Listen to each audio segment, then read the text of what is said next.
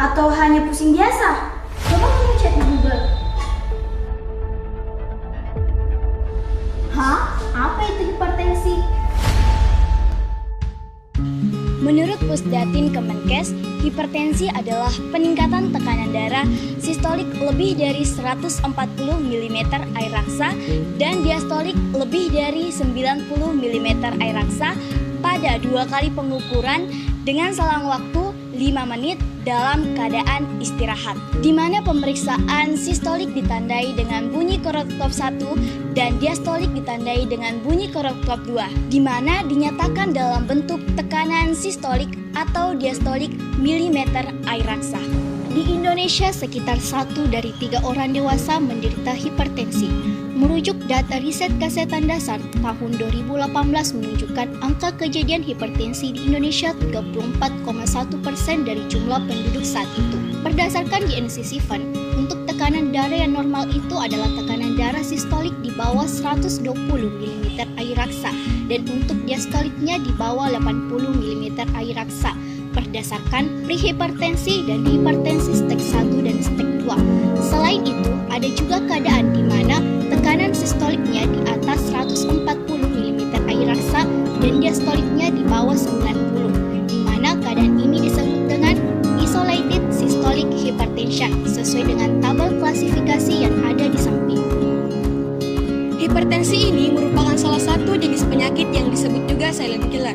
Kadang ditemui gejala-gejalanya seperti pusing, sakit kepala, nyeri pada tengkuk, sakit dada, dada berdebar, dan pandangan yang rabun. Dan yang paling ditakuti dari penyakit hipertensi ini adalah komplikasinya yang sangat berbahaya yang dapat mematikan, seperti stroke, gangguan pembuluh darah perifer, gangguan neurologi, gangguan serebral, atau central nervous system yang sangat berbahaya. Kemudian, hipertensi dipengaruhi oleh 3 hal, yaitu penampang pembuluh darah yang dipengaruhi oleh vasodilatasi dan vasokonstriksi pembuluh darah.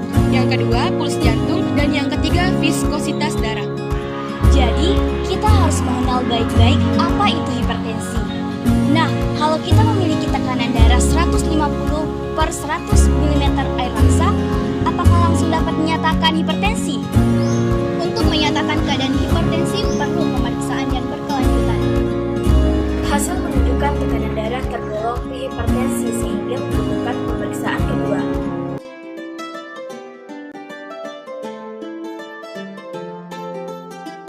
Pada pemeriksaan kedua masih belum tergolong hipertensi maupun non-hipertensi.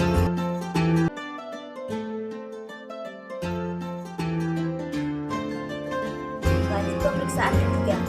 Pada pemeriksaan ini, diagnosis telah dapat ditegakkan dengan nilai cut-off 140/90 mm air raksa.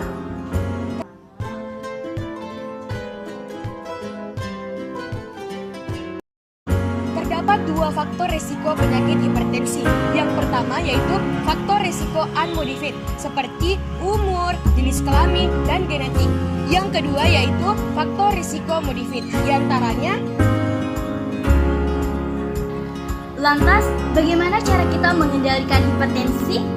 Untuk terapi non-farmakologi berupa modifikasi gaya hidup fit, frekuensi 4 hingga 7 hari per minggu, Intensitas sedang waktu 30-60 menit, Dan jenis aktivitas kardiorespirasi seperti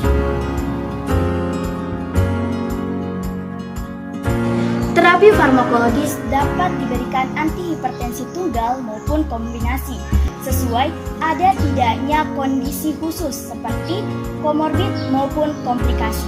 Selain itu, edukasi yang tepat untuk periksa berkala tekanan darah dengan konsultasi ke tenaga kesehatan serta menjaga indeks massa tubuh yang ideal dengan nilai 18,5 sampai 22,9 kg yang dihitung berdasarkan berat badan per tinggi badan dikali tinggi badan yang diambil berdasarkan Asia Pacific Body Mass Index.